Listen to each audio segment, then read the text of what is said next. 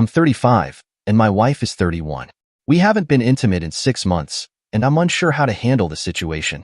We have 2 young boys, one who is 3 years old and the other who is 1.5, and we're currently in the process of building a house.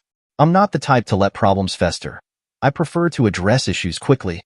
So, I started a conversation with my wife to understand what was happening. I asked her why she had stopped talking to me, hugging me, and kissing me. I also wanted to know why she seemed to mind my touch. At first, she was reluctant to discuss it, but eventually, she opened up. What I learned was quite shocking. She feels I'm not enough for her and that she's handling everything on her own. She feels like she has to make all the decisions and take care of the kids by herself, and she even mentioned that I'd be better off alone. While I'm an introvert, I'm not an extreme one. I accepted what she said and expressed that I understood her feelings. I assured her that I would work on my behavior to reduce her stress. I love her deeply and prefer to keep the peace rather than argue. However, I do have my own thoughts that keep me up at night.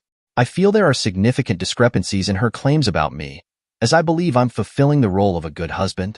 I work around 8 to 9 hours a day, and afterward, I take care of the boys, playing with them, feeding them, taking the older one to the pool, and putting them to bed. I also wake up in the middle of the night when needed. Besides caring for the kids, I help manage the household as well. I handle the dishes, grocery shopping, and do some cleaning around the house, although she prefers to clean herself because she thinks I'm not very efficient at it. I take care of car maintenance, manage things related to the new house, and do a lot to make her life easier. I understand that it's tough with 2 little boys. However, I'm not a naturally proactive person. There are those who can't sit on the couch for 5 minutes without thinking about what to fix or what business to start. Her father is like that, but I'm not. Once the day is over, the kids are asleep, and everything is done. I prefer to relax by watching a movie or playing video games to unwind. I'm not one to start my own business. I excel in my field but prefer being given direction and doing my job well. I don't aspire to have a spectacular career or millions in the bank. I just want a happy, healthy family and to earn a decent living. I've come to realize that she has started to have an issue with my approach, despite us being happily married for 4 years and together for 5 years before that. Our conversation in December prompted me to start working against my natural tendencies, making an effort to be more proactive, like doing extra grocery shopping and tackling household repairs instead of taking time to relax in the evenings. While she appreciated these changes, it didn't alter her feelings towards me. I felt the need to initiate a second conversation about our marriage. When I asked her if she wanted to save it, she responded, "I don't know." It was hard to hear, but I felt I had to ask her if she was open to marriage counseling. She replied, "I don't know," and I emphasized that it wasn't a time for uncertainty, especially with our kids potentially facing the reality of having separated parents. After that, she agreed. So I took the initiative to find a therapist. During our talk, she revealed some painful truths. She married me to impress her parents and her married sisters, aiming for the image of a big, happy family with beautiful children. She admitted that she felt enchanted by me at the time, but wasn't truly in love. I also discovered that she had met with her priest to discuss our marriage, which was tough to digest. I found a good therapist, and we're now about to have our 3rd session. We learned that we have different love languages. I need physical touch, while she prefers acts of service. However, despite starting counseling, she hasn't been giving me any physical affection. After the 2nd session, I asked her how she felt about the process, and all she expressed was discomfort with having to share our personal lives with a stranger. When the therapist learned that we haven't been sleeping in the same room for 6 months, she was shocked. My wife explained that she was co-sleeping with the kids, and there simply wasn't room for me. The therapist pointed out that it sets a poor example for the kids not to allow their father into the bedroom, suggesting that if there's no space on the bed, we could go to AITA and get a single bed to place next to the big one. I did just that. I bought the bed, put it together, and now I'm sleeping there. The funny thing is, I still feel alone. My wife is far to the left, the boys are in the middle, and I'm on the far right. Since this issue began, my wife has changed her narrative a bit. She now claims she's been feeling depressed from being home with the kids all the time, and says that she said those hurtful things because she was too emotional. I would never say anything like that to her, but I feel like I have to believe her. Recently, she went back to work, and we hired a nanny. The only change in her behavior is that we've started talking again, but I'm not just her friend. I'm her husband, and there's still no intimacy. It doesn't look like things are going to improve. There are no signs of it. She seems indifferent about our upcoming marriage counseling sessions. I find myself having to schedule them, and when I mention them, she insists she doesn't need it at all, doing it only because I wanted to. I've started to feel like an abuser. She's never been overly enthusiastic about intimacy. We used to have it once a week, which was fine for me. Could have been more often, but it was okay. This year, we've only had sex twice, and both times felt like pity sex. One time was at the beginning of January for my birthday, and now it seems I have to have a special occasion just to get laid. The other time was after a counseling session, but she just lay there, covering her chest and waiting for me to finish. That experience made me lose interest altogether. It's not just about the lack of intimacy. Whenever I bring up the topic, my wife simply responds, "That's who I am. If you don't like it, just leave me." I feel lost and unsure about what to do.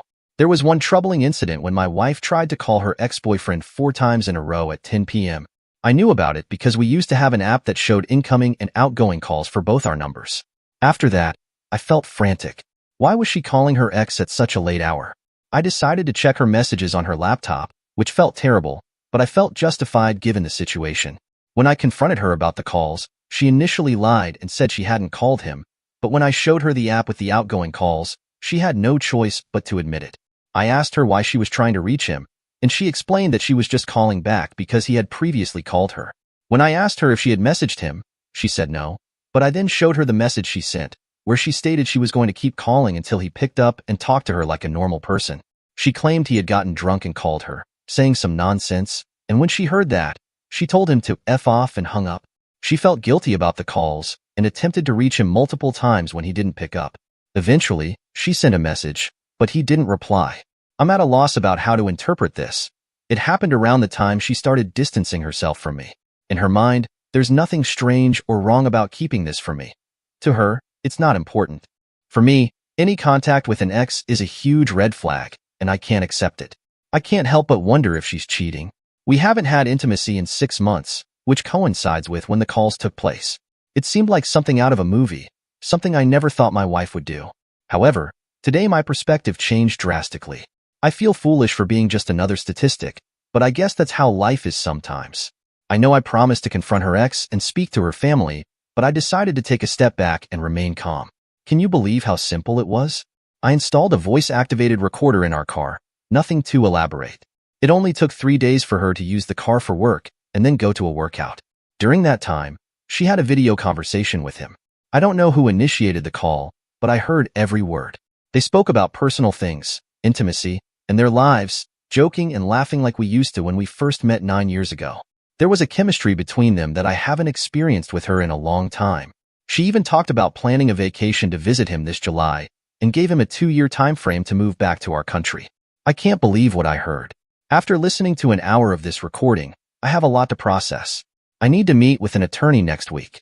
I just wanted to express my gratitude. You opened my eyes. If it weren't for you, I would never have bought that voice recording device, and I initially felt guilty about placing it in the car. I can't believe it. Right now, I need to take a step back and process everything while thinking about my kids and what she's done. They started their affair in September of last year, and it took me 2 months to notice the changes in her behavior. I'll be taking care of my elderly father for the entire next week in another city, which means she won't be going to work. Instead, she'll be using my home office. This likely means she'll be talking to him in there. Should I place the recorder in the office for the week, or do I already have enough evidence? As for the updates, it's clear that I've been out of the picture for a long time. She doesn't want to spend any time with me in our rented apartment. She's always busy with other things, going to her parents, friends, etc. She even goes to sleep or just lies down in bed after we put the kids to sleep, 1 and 3 years old. The recordings reveal everything. She talks about how she loves him, her desire to visit him, and their intimate life together. They discuss his interests, and she has said she wants to go on vacation with him. She even mentioned that she plans to become his wife and leave me soon, along with discussing his favorite intimate positions. So yes, it's clear they've been intimate. It's all there. The thing is, she has no idea that I know everything. Her family and friends are unaware of the situation. They just think we're experiencing a temporary crisis. She's one of 3 sisters and is Catholic, attending church every Sunday. We live in a small town with a population of around 20,000, and we recently built a house, although it's still not finished. I have a strong feeling she will file for divorce soon. It's evident she is struggling to cope with living together in the apartment. Her body language and complete lack of conversation make it clear. She seems to want me out so that once I'm gone, her affair partner, AP, can move back to this town within 2 years and live with her in our house, along with our 2 young boys. In one of the recordings, she mentioned giving him 2 years to return to our country. People will likely accept that she needs a father figure for her children and won't question her decisions. The AP is her first boyfriend, and they were together for 7 years before she married me. We have been together for 9 years. The AP lives abroad but visits our country frequently. I refuse to be played like this. I now have an attorney and will be meeting with him soon to discuss my situation. I also have enough evidence that could potentially damage her reputation if I chose to share parts of the recording. I'm seeking advice on what to do when she serves me divorce papers. My attorney mentioned that my documents will take a month to prepare. I never imagined I would have to deal with someone like her. I met with my attorney and learned some important information. It turns out that trying to completely undermine her world wouldn't be wise, primarily because we have kids and will need to co-parent for the next 15 to 16 years. Additionally, I have a lot of respect for her family and don't want to involve them as witnesses in the divorce. Realistically, I wouldn't win custody of the kids, as they are small and need to be with their mother, who lives an hour away in the capital city. This means I would likely be an every other weekend dad. Moreover, I wouldn't have the authority to sell our house since the kids require stable living conditions, and they currently live in a property owned by her father, which is only temporary. As frustrating as it is, that's the reality here in Poland. After our conversation, the attorney sent her the divorce papers, which were scheduled to be delivered right after Easter. In Poland, this holiday lasts for 2 days, Sunday and Monday. I managed to maintain the facade during this time, using alcohol to help. On Tuesday, I took a day off work to care for our 1-year-old son while she went to work in the capital. Meanwhile, my brother assisted me in moving my belongings from the apartment into his car. The postman delivered the divorce papers, which actually served as an invitation to mediation to settle things amicably. The papers state that she is in a relationship with her affair partner, AP, and that this is the reason for the divorce. The evidence I have will serve as leverage when discussing child support and other matters. When she came home, I confronted her, stating that I knew everything and had irrefutable proof. I expressed how deeply hurt I was and told her she needed to contact my lawyer. I then handed her the divorce papers and left to visit her parents. Of course, she started questioning me about what I knew and how I found out, denying everything. However, her parents were shocked but believed me. I recorded the entire conversation as my attorney advised. I began by asking if they thought I was a good, caring husband and father, to which they agreed. This way, she can't use them as witnesses against me in court. They understood the gravity of her actions and recognized how she had destroyed our lives and those of our children. I thanked them for their understanding and then went to the capital city. I called a friend to help spread the news to her friends. Just 2 hours later, my brother-in-law called to inform me that she had admitted to cheating on me with the AP, although she didn't acknowledge that they had actually been intimate. He informed me that everyone is on my side and that she has destroyed our family. He mentioned that her sister visited my soon-to-be ex-wife and told her how evil her actions are. However, he also noted that there is a possibility of saving the situation, sharing that he himself cheated on his wife, who forgave him, and now they are very happy together. Then, her father called me and acknowledged that it was entirely her fault, expressing that she doesn't fully grasp the extent of her actions. He stated that the affair partner, AP, will never be allowed in his house and that he would stop providing financial support to my soon-to-be ex-wife. He even attempted to call the AP but didn't get an answer. In the end, he mentioned that he believes the marriage can be salvaged. Finally, her other sister texted me, offering her full support but also expressing a belief that the situation could still be repaired.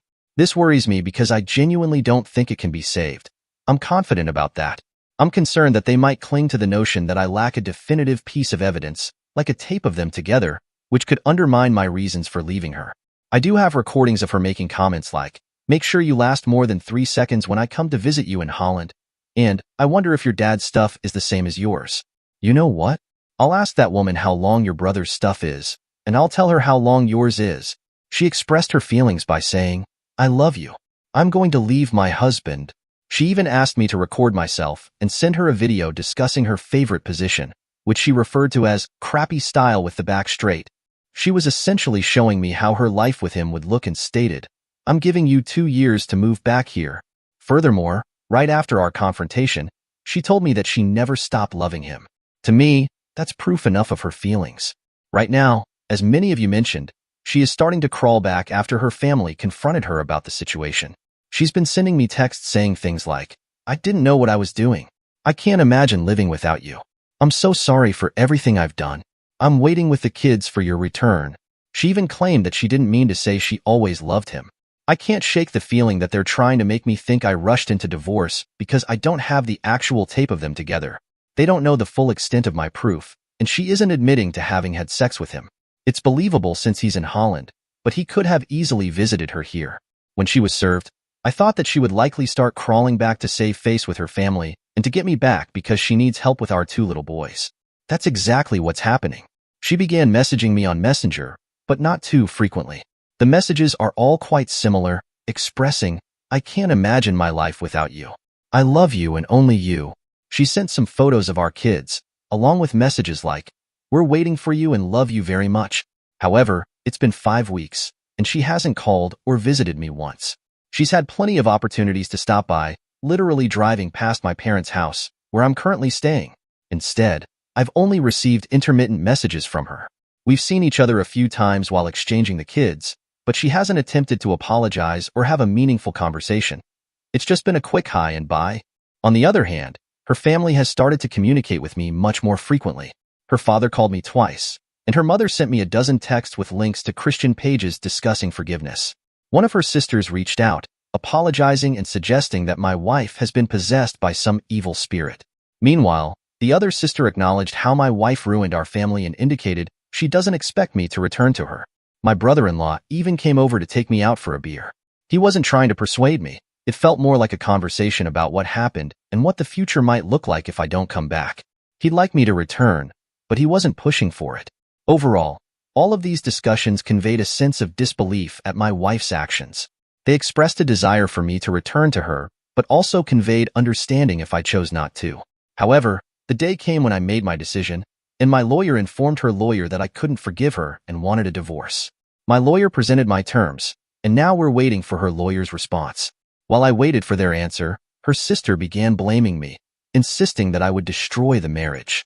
She was very clear that it was my wife who initiated this by being selfish, but now, she claims my wife is very sorry, crying, and wishing she could turn back time. Suddenly, it's me who's being labeled as selfish for wanting a divorce. Her sister argued that I could cancel the divorce and just come back to raise our 2 boys, without needing to reconcile with my wife. She told me how full of anger I was and warned that it would only grow over time. Her sister insisted I should simply suck it up and continue living with my wife, framing this divorce as a form of revenge on her, while also claiming it would hurt our children. I knew from others that this shift would happen, but it's still shocking to experience it firsthand. I confronted my sister-in-law, and the tension in the room was palpable.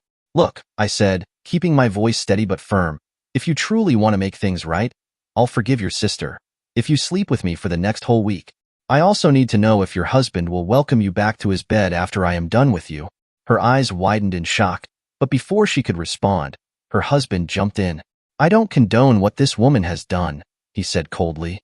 "If my wife ever treated me like that, I wouldn't think twice about throwing her out on the streets."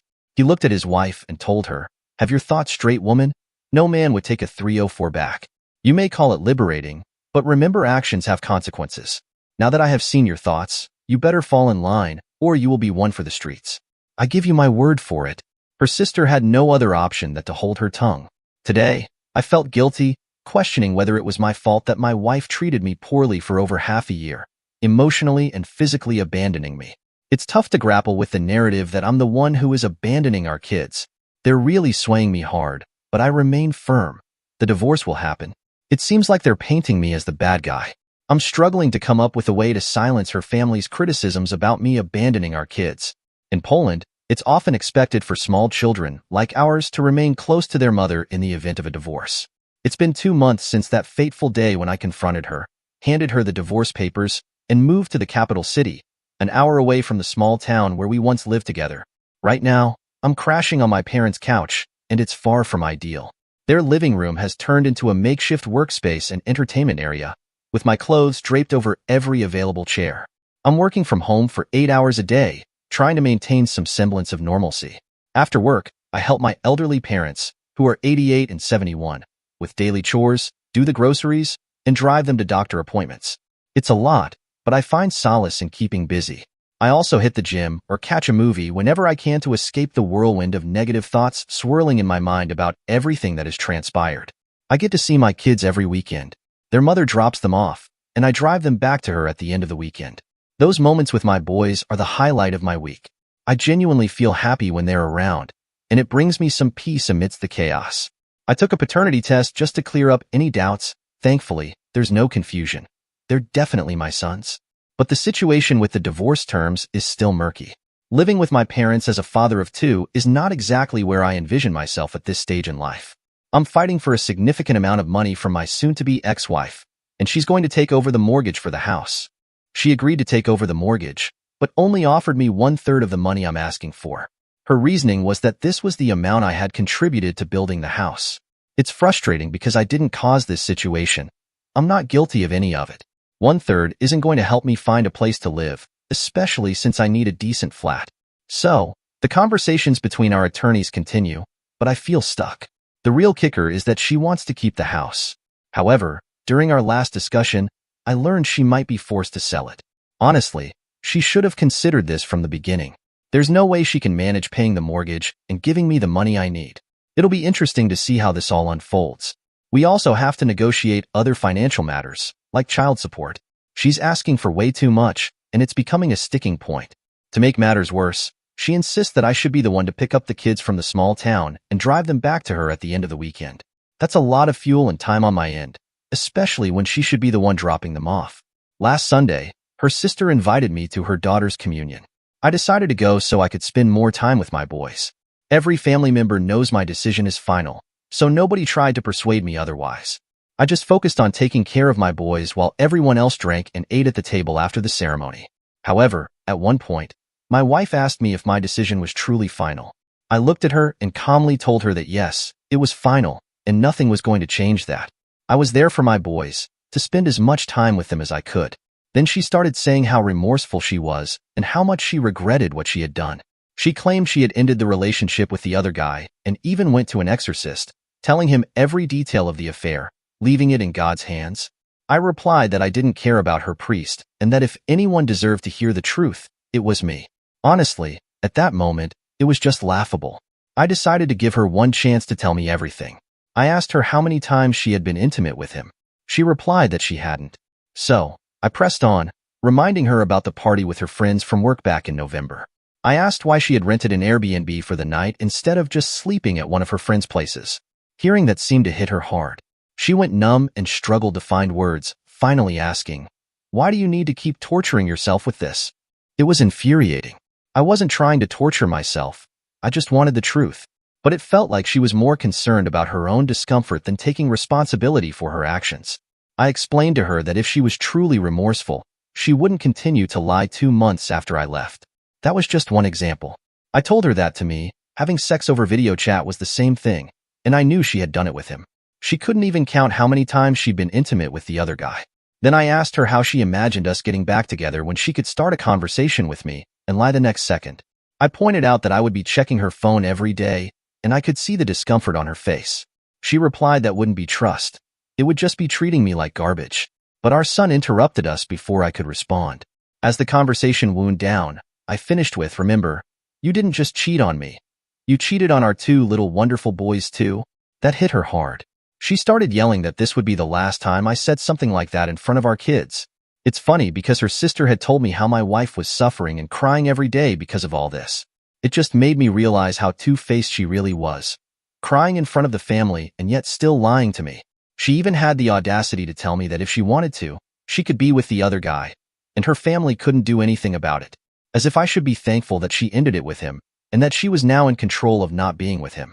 It felt like she was trying to put a positive spin on her actions, as if her choices were some kind of gift to me. I can't shake the feeling that this situation isn't going to end well for my boys. My older son has been acting nervous lately, and I can see the toll this is taking on them both. It breaks my heart, but I'll always be there for them, no matter what. Our attorneys finally came to an agreement, and the divorce will happen shortly.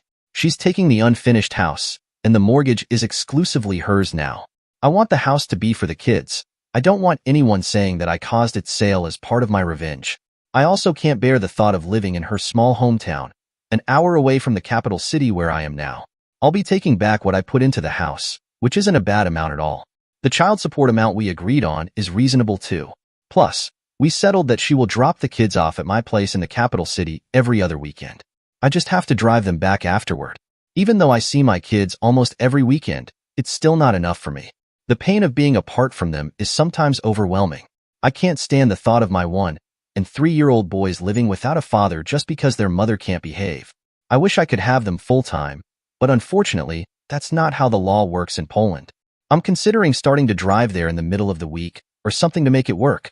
I need to find a way to be more present in their lives and support them through this difficult time. As for her, she keeps messaging me, pouring out her heart. She says she loves me, wishes she could turn back time, and that she suffers every day because of her actions.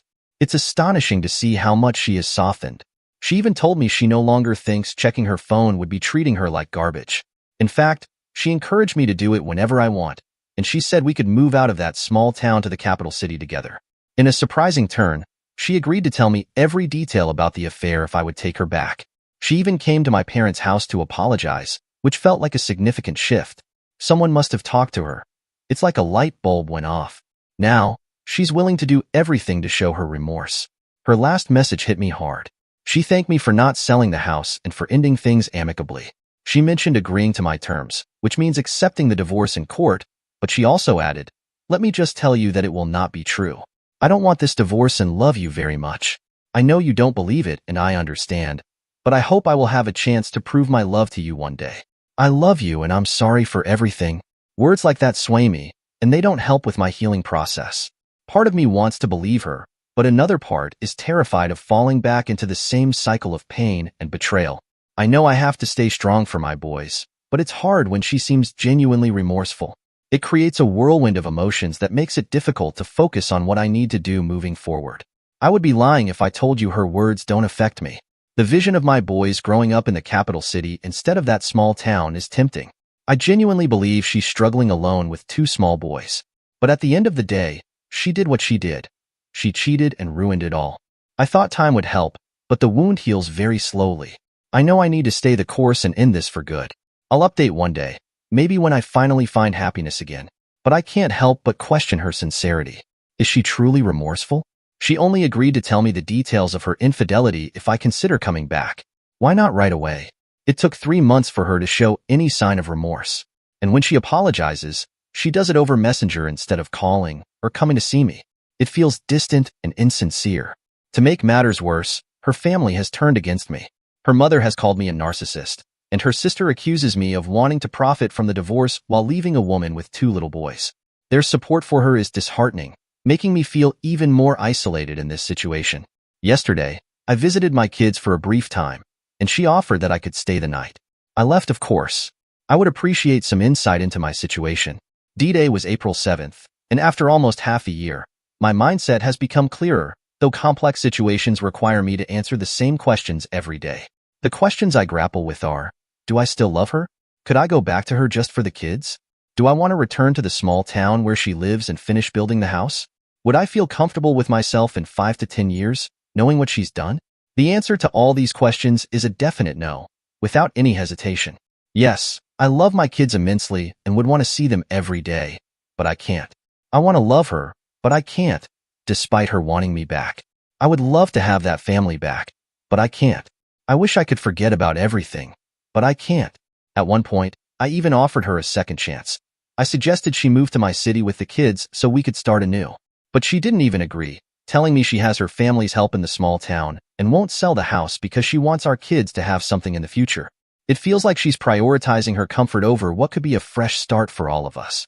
When I told her that a family is not just a building but a mother, father, and kids, she fell silent. In that moment, I realized there is no us anymore. There's a mutual agreement that we've reached a deadlock. No middle ground exists between us. I explained that I will not continue my life in that small town because that's where the affair began. He noticed her on the street, drove by, and called her. I emphasized that I absolutely refused to finish building a house located just a mile away from her affair partner's family home. I can't live another day worrying that she might run into him. He lives abroad but visits family 2 to 3 times a year. That's just too much uncertainty for me. Our conversation ended there. I hate that small town, and she doesn't want to move to the capital. It feels like we're stuck in this cycle of unwillingness to compromise. As for the house, we agreed that I would take back the money I put into it, and she would keep the building for the kids.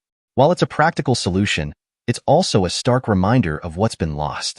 The house symbolizes everything that's gone wrong in our relationship, and even if it could have been a home for our family, I refuse to let it hold me hostage to the past. She's now expressing concerns about one part of our agreement, which states she cannot sell the house until the kids turn 18. If she sells it before then, she'll have to split the proceeds with me. She argues this is unfair because she plans to finish the house with her own money, and if she sells it, I would receive half of a potentially much more valuable completed home. When I asked her why she would even consider selling it, she said she can't predict what her future will look like. At this point, I can't trust her, and I'm leaning towards just selling the building. I struggle with the idea of selling the house that was meant for our kids. Today, she sent me a message asking for my answer to a question. I want to ask you this here because if we talk in person, we'll just end up shouting at each other. You've told me how you feel about me and my actions, and I don't want to revisit those discussions. So, I'm asking, do you want to forgive me and move past what happened to rebuild our family? Or have you already decided that you can't forgive me and won't ever return to our relationship? Please think it over and let me know your decision. I believe she isn't in a position to demand that I be specific about my feelings right now. I suspect there might be someone else involved, and she wants to clarify things with me. I responded that I'm worth more than just a conversation over messages and that we need to talk in person soon. During our conversation, I laid out my 2 conditions for our marriage to continue: moving to the capital city and cutting all ties with her affair partner and his family. She understands the second condition, but the first is a major obstacle she isn't willing to overcome. She expresses remorse for her actions but isn't open to relocating to Warsaw because she believes we won't find a beautiful home there. Even small apartments are quite expensive to rent. She argues that our kids have a comfortable life in the small town, where she only pays for the flat because it belongs to her father. If we moved, she would have to pay 4 to 5 times more for a smaller apartment, in addition to all the bills. Plus, she has her family and friends nearby to help with the kids after work. While I understand her perspective and see that the kids are happy, it feels like she's created an impossible situation for me. She mentioned that if we moved, it would only benefit me and be about feeding my ego. It's tough because she has valid points, especially since the kindergarten in the small town is owned by her sister, and we pay almost nothing for it. I stand firm in my decision not to live in the small town. While I understand that it may not make sense for her and the kids to move, we've agreed that I will continue visiting and spend as much time with them as possible. I'll take them to Warsaw every other weekend. She has assured me that she won't see anyone else and will wait for me, claiming that in the future, I'll see she remains single. I find it hard to believe, but honestly, I don't care. Perhaps it's for the best since the kids will have me as their sole father figure and not some random man. During our conversation, she said things that clearly indicated a lack of true remorse. When I asked why she hadn't called me even once during our separation, only texting me, she responded that she didn't have the time with 2 kids running around. She also stated that she would never again discuss the affair or provide me with any more details if I asked. She has drawn a line, refusing to share anything further because I told her family about some facts she didn't want me to disclose. She told me that the AP had been writing to her for many years, and she always rejected him. However, she claimed that when he reached out last year, it was my passive behavior that prompted her to start the affair. I simply replied that what she said was beyond disgusting, and she just rolled her eyes in response. She replied, "You're only thinking about yourself. You're the only one who feels sorry for yourself." I looked at her with a mix of anger and disappointment, my voice cold as I spoke. "You know what? You are the most disgusting human being I've ever met. After everything you've done, it's clear to me that no matter how many chances I give you, you'll always be the same. An immoral person who can't stay faithful. I can't keep living like this, hoping for a change that will never come. I've made my decision. I'm going ahead with the divorce. Every weekend, I make it a point to see my kids. It's the highlight of my week, those precious moments when I get to be their dad without the weight of everything else hanging over me. We have our routine. I pick them up, and we spend the day together, just enjoying each other's company. After the divorce, I had the court order my ex to drive to the capital for our visits. I wanted to make sure the kids had a stable environment, and that meant they'd come to me rather than me going back to that small town. I know it's not easy for her, but I can't concern myself with her feelings anymore. I need to prioritize what's best for my kids. As I started to rebuild my life, I decided to dip my toes back into dating. It felt good to connect with someone new, to feel that spark again after everything I had been through.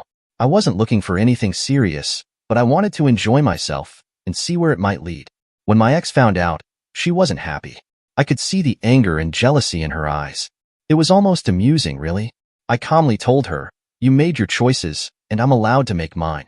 I'm moving on, and you need to accept that." I wasn't going to let her dictate how I should live my life anymore. I had put up with her actions for too long, and now it was my time to find happiness again, no matter what she thought. It felt liberating to finally be in control, to move forward without looking back.